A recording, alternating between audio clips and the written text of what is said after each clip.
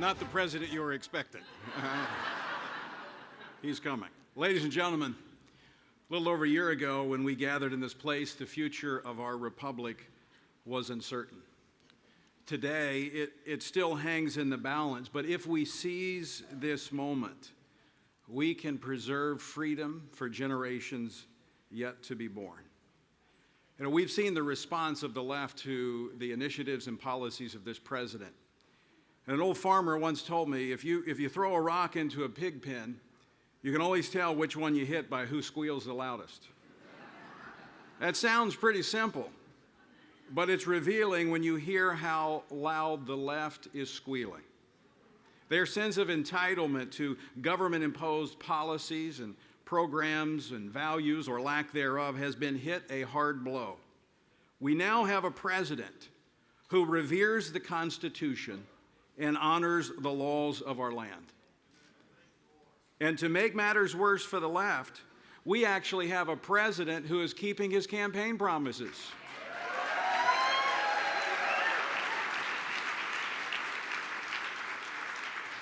As a candidate, he promised to restore the sanctity of life and protect the unborn.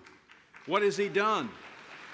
Within 72 hours of taking office, he not only reinstated the Mexico City policy to protect U.S. taxpayers from funding abortion, but he expanded it. He promised to protect and promote America's first freedom, the freedom of a religion. And what has he done? He has protected religious freedom.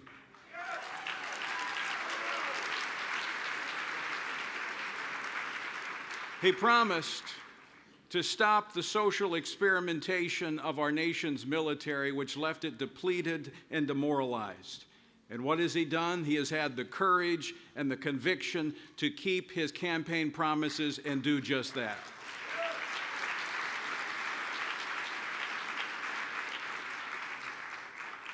My friends, I believe we can save this republic.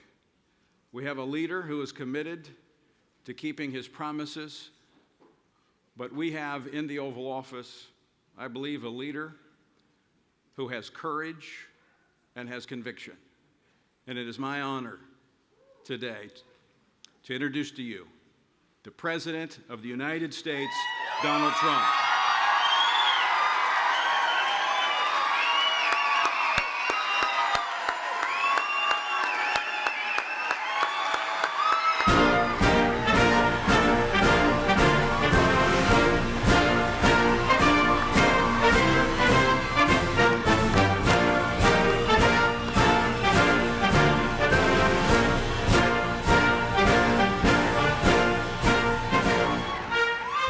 Thank you very much, Tony. Thank you.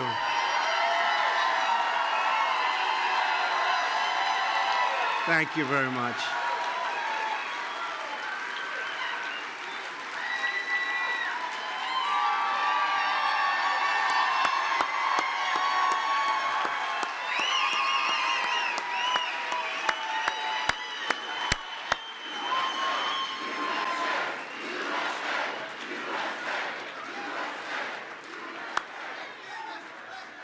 Thank you very much. You know, I've been here before.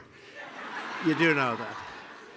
Before the big day on November 8th, I was here. I want to thank Mark Meadows and all of the folks that have really made this possible. And Tony, tremendous guy. We have some incredible people that we love and that we're involved with, so we all know that. And I'm being followed by Mr. Bennett. You know that, right? And I've been watching him say nice things about me before I knew him. Those are the ones I like, where they speak well of you before you know them, right? But I really want to thank everybody and Tony for your extraordinary leadership of this organization. And I want to thank also Lawana for your dedication to the faith community and to our nation. Works so hard. It's great to be back here with so many friends at the 2017 Values Voter Summit, and we know what that means. We know what that means. America is a nation of believers, and together we are strengthened and sustained by the power of prayer. True. As we gather for this tremendous event, our hearts remain sad and heavy for the victims of the horrific mass murder last week in Las Vegas. It was an act of pure evil. But in the wake of such horror, we also witnessed the true character of our nation. A mother laid on top of her daughter to shield her from gunfire. A husband died to protect his beloved wife. Strangers rescued strangers. Police officers, and you saw that, all of those incredible police officers, how brave they were, how great they were running into fire. And first responders, they rushed right into danger. Americans defied evil and hatred with courage and love. The men and women who risked their lives to save their fellow citizens gave proof to the words of this scripture. The light shines in the darkness, and the darkness has not overcome it.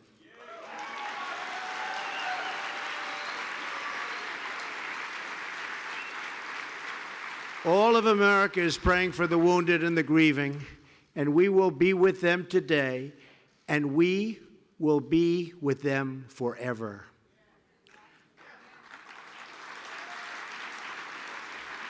Just want to finish by saying really, and we understand it was so horrific to watch and so terrible, but to those who lost the ones they love, we know that we cannot erase your pain, but we promise to never, ever leave your side. We are one nation, and we all hurt together, we hope together, and we heal together.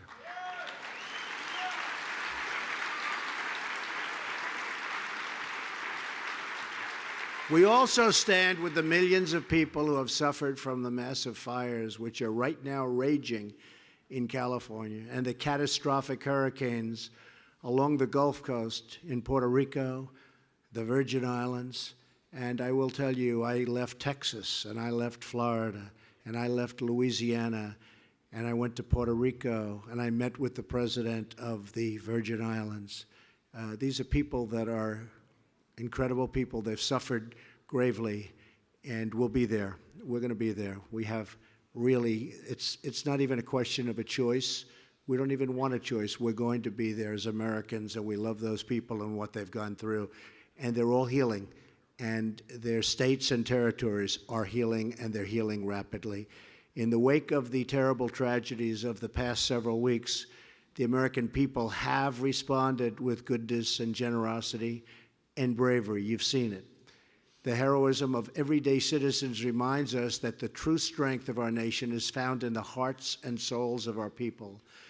When America is unified, no force on earth can break us apart.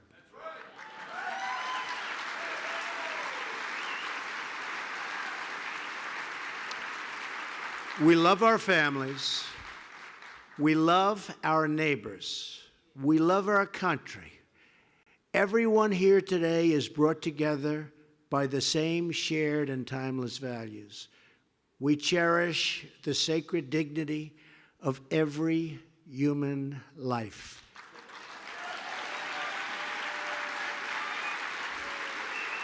We believe in strong families and safe communities.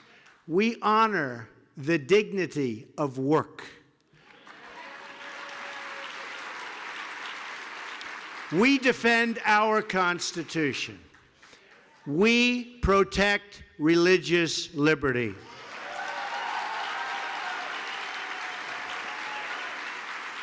We treasure our freedom. We are proud of our history. We support the rule of law and the incredible men and women of law enforcement. We celebrate our heroes, and we salute every American who wears the uniform. We respect our great American flag.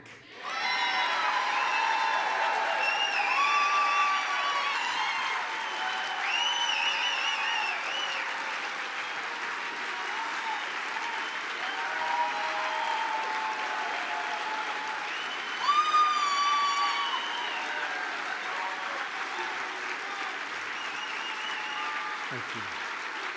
Thank you. Thank you.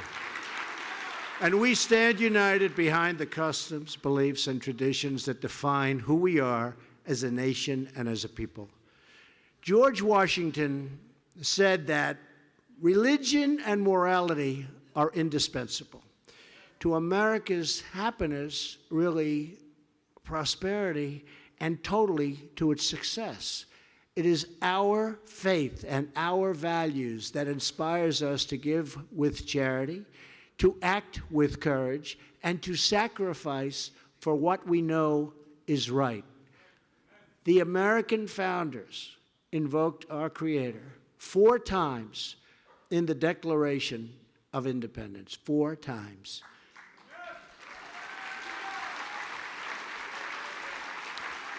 How times have changed, but you know what? Now they're changing back again. Just remember that.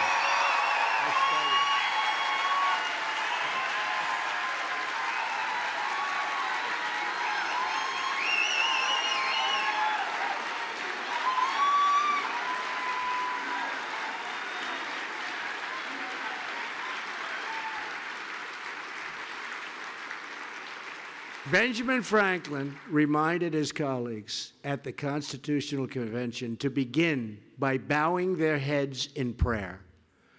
Religious liberty is enshrined in the very First Amendment of the Bill of Rights, and we all pledge allegiance to very, very beautifully, one nation under God. This is America's heritage, a country that never forgets that we are all, every one of us, made by the same God in heaven. When I came to speak with you last year, I made you a promise. Well, one of the promises I made you was that I'd come back. See?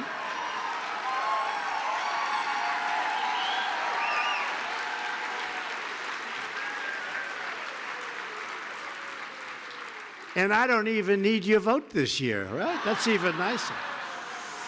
But I pledge that in a Trump administration, our nation's religious heritage would be cherished, protected, and defended like you have never seen before. That's what's happening. That's what's happening. You see it every day. You're reading it. So this morning, I am honored and thrilled to return as the first sitting president to address this incredible gathering of friends, so many friends. So many friends.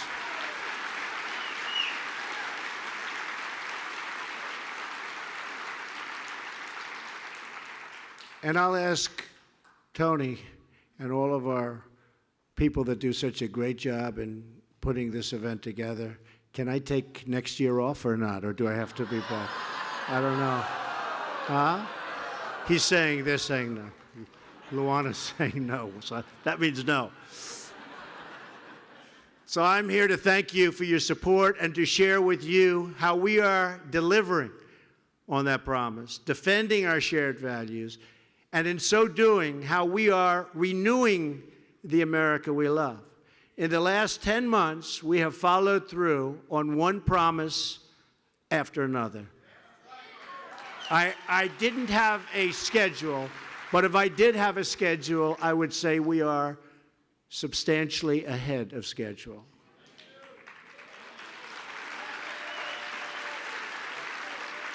Some of those promises are to support and defend the Constitution.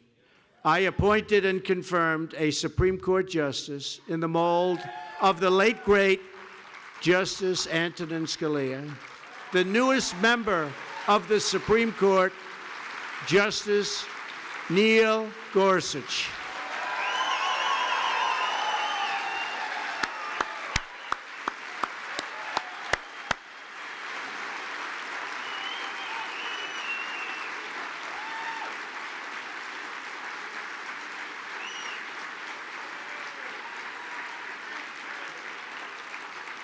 To protect the unborn, I have reinstated a policy first put in place by President Ronald Reagan, the Mexico City policy. To protect religious liberty, including protecting groups like this one, I signed a new executive action in a beautiful ceremony at the White House on our National Day of Prayer.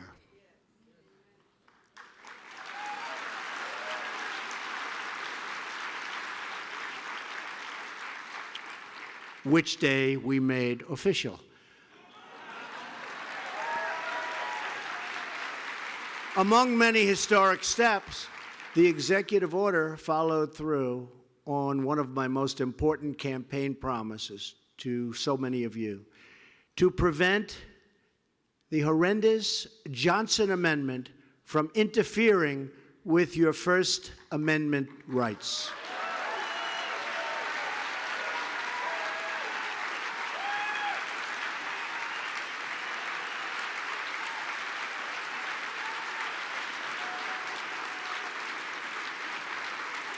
Thank you. We will not allow government workers to censor sermons or target our pastors, our ministers, our rabbis. These are the people we want to hear from, and they're not going to be silenced any longer.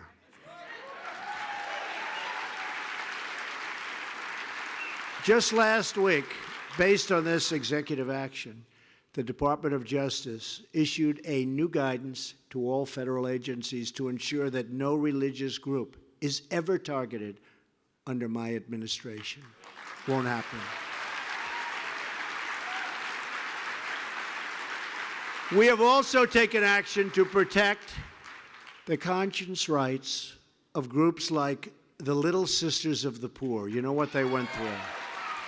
What they went through. They were going through hell, and then all of a sudden they won. They said, how did that happen? We want to really point out that the Little Sisters of the Poor and other people of faith, they live by a beautiful calling, and we will not let bureaucrats take away that calling or take away their rights. We are stopping cold the attacks on Judeo-Christian values.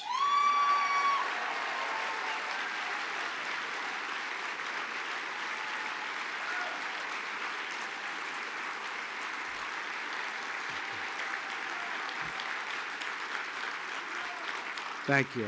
Thank you very much. And something I said so much during the last 2 years, but I'll say it again as we approach the end of the year. You know, we're getting near that beautiful Christmas season that people don't talk about anymore.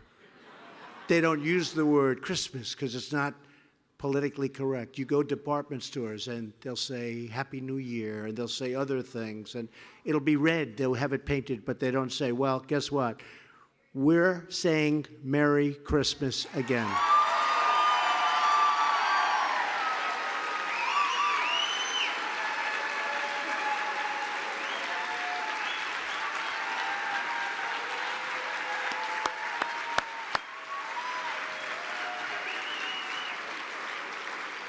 And as a Christmas gift to all of our hardworking families, we hope Congress will pass massive tax cuts for the American people.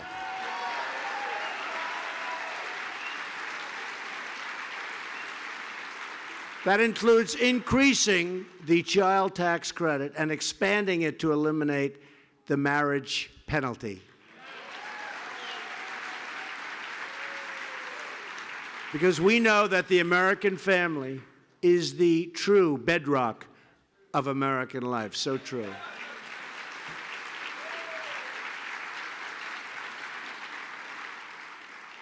This is such an exciting event because we are really working very hard, and hopefully Congress will come through. You saw what we did yesterday with respect to health care. It's step by step by step.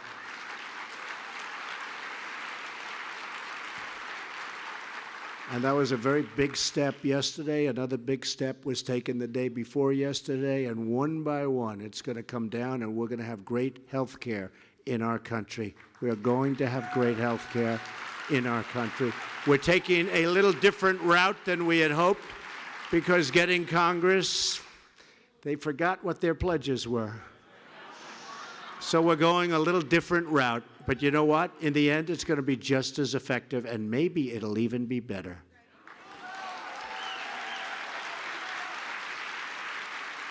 For too long, politicians have tried to centralize the authority among the hands of a small few in our nation's capital. Bureaucrats think they can run your lives, overrule your values, meddle in your faith, and tell you how to live, what to say, and how to pray.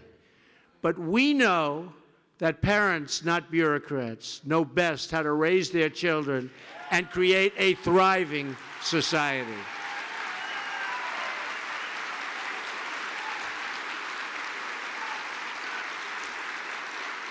We know that faith and prayer, not federal regulation, and by the way, we are cutting regulations at a clip that nobody has ever seen before.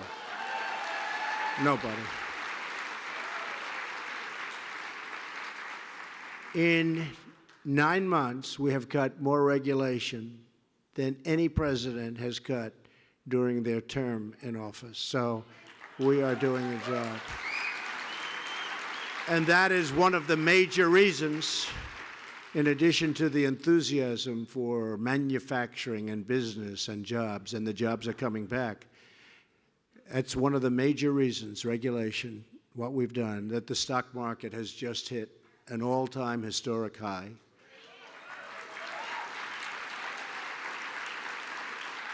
That just on the public markets, we've made, since Election Day, $5.2 trillion in value. Think of that, $5.2 trillion. And as you've seen, the level of enthusiasm is the highest it's ever been, and we have a 17-year low in unemployment. So we're doing really some work.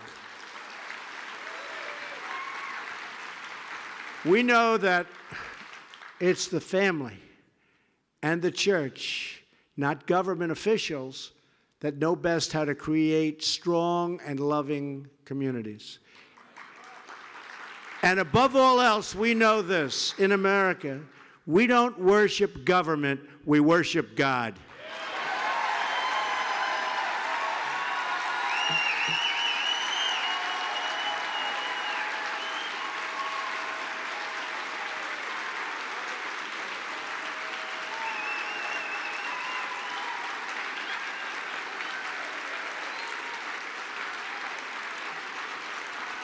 Inspired by that conviction, we are returning moral clarity to our view of the world and the many grave challenges we face. This afternoon, in a little while, I'll be giving a speech on Iran, a terrorist nation like few others, and I think you're going to find it very interesting.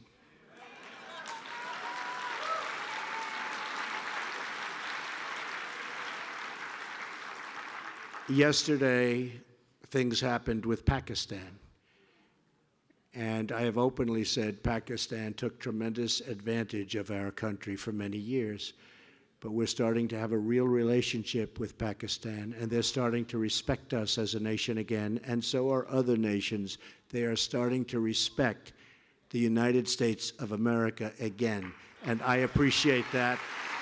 And I want to thank the leaders of Pakistan for what they've been doing. In this administration, we will call evil by its name. We stand with our friends and allies. We forge new partnerships in pursuit of peace.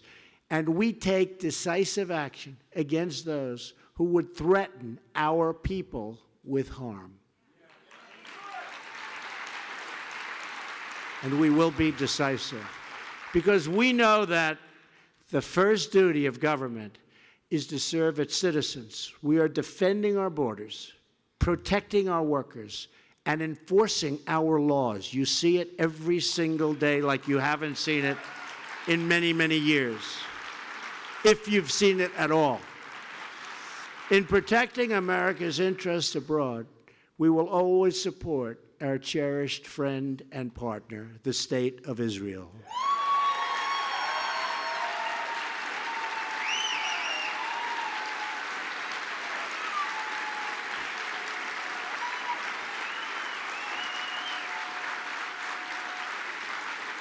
We will confront the dangers that imperil our nation, our allies, and the world, including the threat of radical Islamic terrorism. We have made great strides against ISIS, tremendous strides. I don't know if you've seen what's going on, but tremendous strides against ISIS. They never got hit like this before.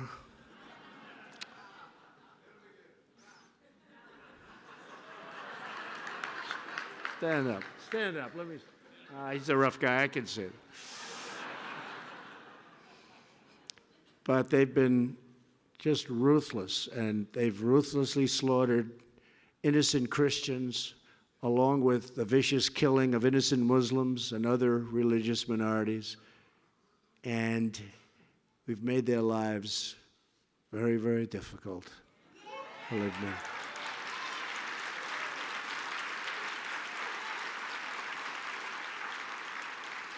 We've done more against ISIS in 9 months than the previous administration's done during its whole administration. By far, by far. And ISIS is now being dealt one defeat after another. We're confronting rogue regimes from Iran to North Korea, and we are challenging the communist dictatorship of Cuba and the socialist oppression of Venezuela, and we will not lift the sanctions on these repressive regimes until they restore political and religious freedom for their people. All of these bad actors share a common enemy, the one force they cannot stop, the force deep within our souls, and that is the power of hope. That is why, in addition to our great military might, our enemies truly fear the United States, because our people never lose faith, never give in, and always hope for a better tomorrow. Last week, Melania and I were reminded of this in a powerful way when we traveled to Las Vegas. We visited a hospital where some of the survivors were recovering from absolutely horrific wounds. We met a young man named Brady Cook. He's 22 and a brand new police officer. That night was Brady's second day in field training, his second day as a policeman. Can you believe that? But when the shooting began, he did not hesitate. He acted with incredible courage, rushing into the hail of bullets, and he was badly shot in his shoulder. This is what Brady said. I didn't expect it, but it's what I signed up for. When stuff goes down, I want to be there to face evil and to protect the good, innocent people that need it. And here's a young guy, great guy, and second day. He said, Brady, don't worry about it. It's going to be easier from here.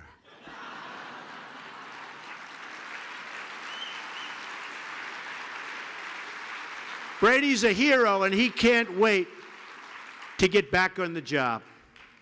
Several weeks before, when Hurricane Harvey hit Houston, a local furniture store owner who's known in Texas as Mattress Mac decided he had to help. When the rain began to flood the streets of the city, he sent out his furniture trucks to rescue the stranded. He brought them back to his stores and gave them food and a clean, dry place to stay, even if it meant ruining countless dollars worth of furniture. As Mattress Mac put it, my faith defines me. It's who I am. We can afford the cost. we can't afford what we can't. And he said this very strongly. What we can't afford is to cause people to lose hope. In Brady and Mac, we see the strength of the American spirit. This spirit of courage and compassion is all around us every day. It is the heartbeat of our great nation. And despite certain coverage, that beat is stronger than it's ever been before. You see right through it. That beat is stronger than it's ever been. We see this spirit in the men and women who selflessly enlist in our armed forces and really who go out and risk their lives for God and for country. And we see it in the mothers and the fathers who get up at the crack of dawn. They work 2 jobs and sometimes 3 jobs. They sacrifice every day for the furniture and future of their children. They have to go out. They go out, they work. The future of their children is everything to them. They put it before everything. And they make sure that the future of their children has God involved in it. So important to them. We see it in the church communities that come together to care for one another, to pray for each other, and to stand strong with each other in times of need. The people who grace our lives and fill our homes and build our communities are the true strength of our nation and the greatest hope for a better tomorrow. As long as we have pride in our country, confidence in our future, and faith in our God, then America will prevail. We will defeat every evil, overcome every threat, and meet every single challenge. We will defend our faith and protect our traditions. We will find the best in each other and in ourselves. We will pass on the blessings of liberty and the glories of God to our children. Our values will endure. Our nation will thrive. Our citizens will flourish. And our freedom will triumph. Thank you to the Value Voters Summit. Such an incredible group of people you are. Thank you to all of the faithful here today. And thank you to the people of faith all across our nation and all over the world. May God bless you. May God bless the United States of America. Thank you very much, everybody. Thank you. Thank you. Thank you, everybody.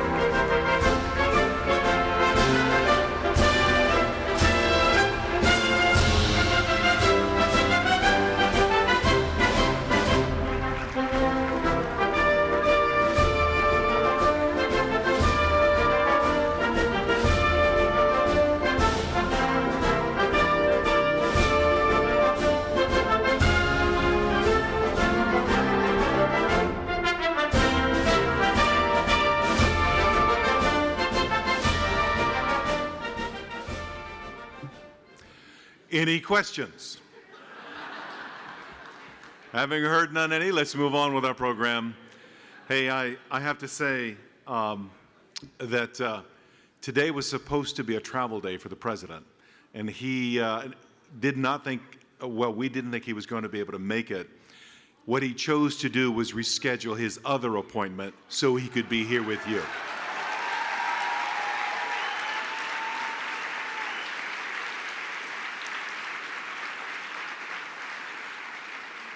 I turned to Bill Bennett during the speech. I said, boy, I'm sure glad I don't have to follow him. And he said, well, I do. Hey, folks, simply put, our next speaker is one of America's most important, influential, and respected voices on cultural, political, and educational issues. He's a man of strong, reasoned convictions who speaks honestly, eloquently, and candidly about some of the most important issues